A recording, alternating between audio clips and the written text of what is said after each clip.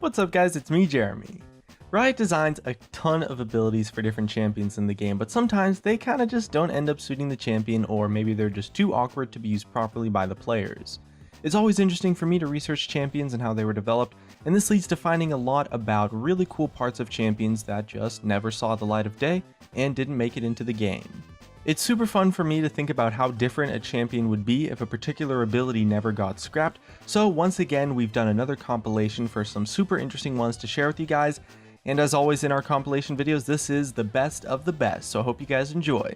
And as always, if you guys like the video, definitely hit that like button, and if you don't, hit that dislike, because if this video hits 10,000 likes, I'm buying myself a pizza.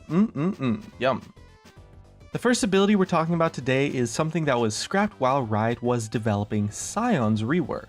One of the versions of his Q at the time would actually create new terrain, kind of like a little section of Jarvan's wall almost, just as like a curved section, and you could use it to lock people into getting hit by the rest of the effect. The problem with it is that when you could position it properly, it felt really good to use and was really powerful, but if you were inexperienced with Sion, then it was really difficult to use and ended up feeling totally the opposite and was incredibly unsatisfying to play with.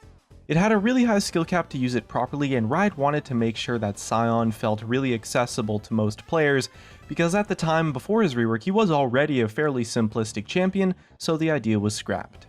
One thing Riot did learn from the development of it though was that Sion really wanted some way to keep an enemy close by when he bashes them, and this is actually what led to Sion getting a slow on his E ability.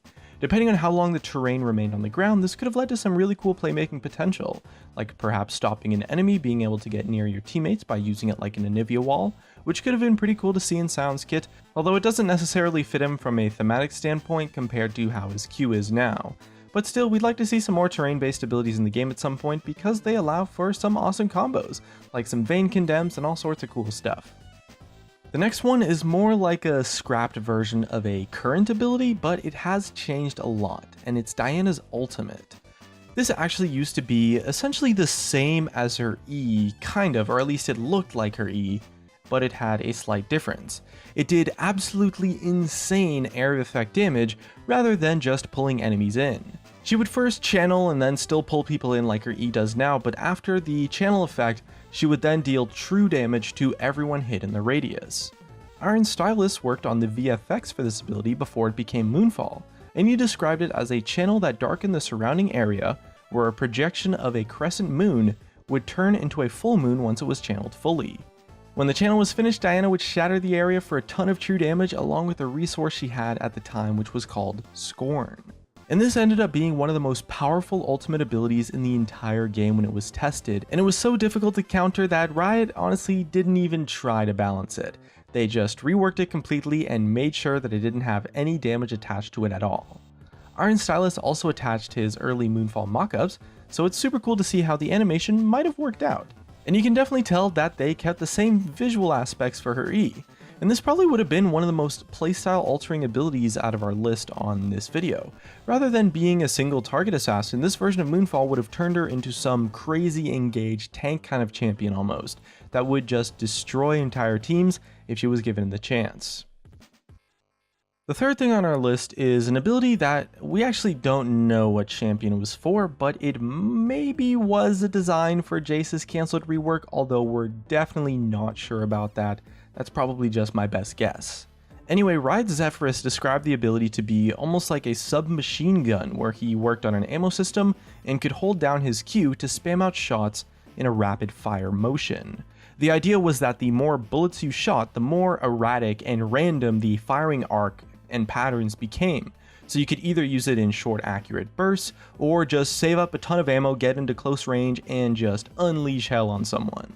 The bullets were about the same size as maybe an Ezreal Q, and it would also root you while you casted the ability, so it was kind of like a channel, I guess you could say. It's definitely a pretty interesting ability, but would probably be too hard to balance and end up being only used for one of the respective playstyles most of the time. We don't know if this ability actually was for Jace or not, and if it was, we don't know what the rest of his rework might have looked like, so it's kind of hard to figure out how it would work with some of his other abilities.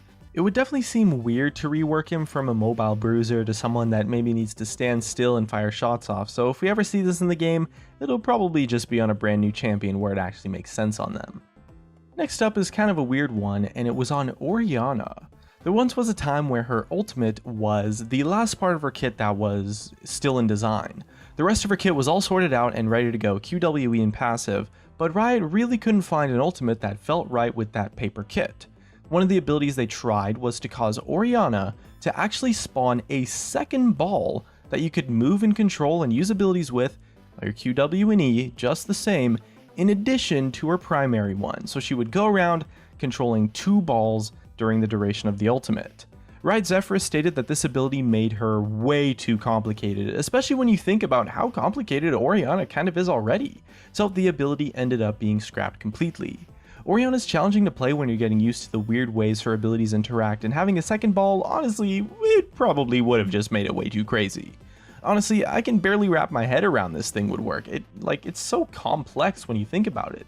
Maybe you could choose between controlling your ultimate ball or your normal ball by toggling your R on and off after it was cast, and then your other abilities could be used on one ball at a time, or maybe it was like a Zed Shadow kind of, and it just literally moved both balls at the same time and doubled the effectiveness of all of the rest of your abilities. Either way, we can definitely see how much of a headache it would have been. So it's probably a good thing that Orianna received her Shockwave instead, and honestly, her Shockwave is a damn sweet ultimate. Shockwave's been a huge part of competitive League of Legends, especially for years, so it does seem like Riot made the right decision with this one. Next is a scrapped ability that was actually the core design for a cancelled champion that we talked about in a previous video, the Shapeshifter. It's kind of like Empath's signature skill in Heroes of Newerth. I don't know if you guys know Heroes of Newerth. It's kind of an old game at this point. Anyway, I did briefly mention this ability in the previous video when I did talk about the Shapeshifter, but I wanted to bring it up again actually because now I have a much more clear and more sophisticated understanding of what the ability actually did. Anyway, using this ability would cause Shapeshifter to latch onto an allied champion, protecting them with your health bar. The rest of your abilities would revolve entirely around this mechanic. You wouldn't move around yourself, you just cling to the ally and send out a swarm of beetles that you could control around the map and attack with them. You basically work like a shield almost, giving your entire health bar to an ally, and once they took a certain amount of damage, you would fall off of them. The design was actually pretty insane and led to some awesome plays like maybe latching onto a friendly Shen and then teleporting across the map to turn a 2v2 into a 4v2 in seconds, letting you destroy just everything in a fight. And this champion design gets me really excited personally, and we're well overdue for a champion that just completely alters the way a game might be played. A release like this would probably break the meta wide open, but it does offer some pretty interesting takes on how you could play in League of Legends, so we're definitely happy to see Riot potentially try something crazy like this in the future, and who knows? Abathur from Heroes of the Storm is also another example of a really crazy hero design that could bring a lot of potential new strategies to League, but so far Riot hasn't been able to make it work, or they kind of just deemed it to be a playstyle that didn't have a place in League of Legends. For the next one, we're taking a look at the Alistar rework, which actually took place during or around beta, beginning of Season 1, I guess you could say. Most of you probably don't remember, and it wasn't a very big rework at all, so it's not really that important. But they did change a couple of his abilities, like his passive and some minor tweaks here and there, and at the time his ultimate was going to be made into an area of effect cleanse ability, but it was actually scrapped as Riot decided it would fit better on a different champion. It was actually considered for use during the Soraka rework as well too, or one of the Soraka reworks I guess you could say, but they wanted to keep her global heal as it was a huge part of her core identity, so it just ended up being scrapped on her as well. Honestly, we're pretty glad that Alistar got his trademark damage reduction ultimate instead. He's a big tanky, brawly, bull kind of character after all, and it definitely suits him way better in terms of his character than just randomly cleansing his teammates.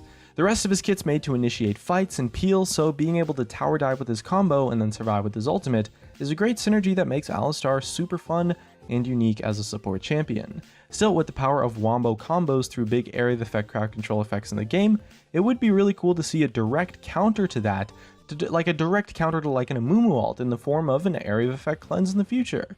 So hopefully Riot will find a good spot for an ability like this one day on a new champion. Next up, we have an ability that comes from Riot J-Way, who gives us the original concept for Nami's E, and it might have been the most broken ability on this entire list actually, even though it's kind of simple, and it was a targeted spell shield. It worked pretty much the same as Sivir's spell shield, but could be put on a target like Morgana's black shield. So instead of just stopping some crowd control and some magic damage like Morgana, Nami would completely negate an ability on any member of her team at will. Pretty insane and not hard to see why it was scrapped considering how powerful Morgana's black shield already is. I mean, it's an insanely powerful ability because stopping crowd control effects can single-handedly decide whether a teammate can escape or get struck and killed, but a targeted spell shield on top of that would also be able to prevent a lot of damage, and damage that doesn't necessarily come from a magic damage source. Abilities like a Jinx ultimate that wouldn't actually be blocked by Black Shield could just be totally nullified by placing Nami's original E on whatever ally is about to tank the shot, and for a non-ultimate ability it would probably have quite a low cooldown. Timing would also be a huge part of using an ability like this effectively, but honestly it would just be too strong in the hands of an experienced player. And last up we have Yorick, and we actually talked a lot about him and his future rework in a couple of past abilities, but one ability that I actually didn't mention previously was a version of his old scrapped ultimate. Riot Zelnath stated that Yorick once had an ultimate for the design of his rework where he would summon a line of creeping hands out of the ground, rooting everyone in his path. This is pretty much basically just Zyra's E, especially in her haunted skin, but considering it was an ultimate instead of a basic ability, we can imagine it was almost like her E on steroids. Probably way more damage, way more range, a bigger radius, or perhaps an insane root duration. From a flavor perspective, this is actually pretty awesome for Yorick. He is the grave digger of League of Legends after all, so summoning corpses of the dead to lock down his enemies is a pretty sweet way to go about it. Zyra kind of does have a monopoly on the root all targets in a line design kind of mechanic for an ability now, but some kind of decent lockdown would go a long way into making Yorick a bit more viable. Hopefully we'll see at least some form of hard CC in Yorick's future rework, but who knows what's going to happen with him. Anyway, that wraps up our list of scrapped abilities for this compilation video for today. Make sure to let us know which one's your favorite in the comments section. My personal favorite is the Diana ability, and there's quite a lot of interesting design space in some of these abilities too, so do keep your eyes peeled in case they maybe show up in a future champion or in a future rework. Looks like that's going to be it for me. If you guys enjoyed the video, drop a like, subscribe if you want. Thanks for watching, and I'll see you guys next time.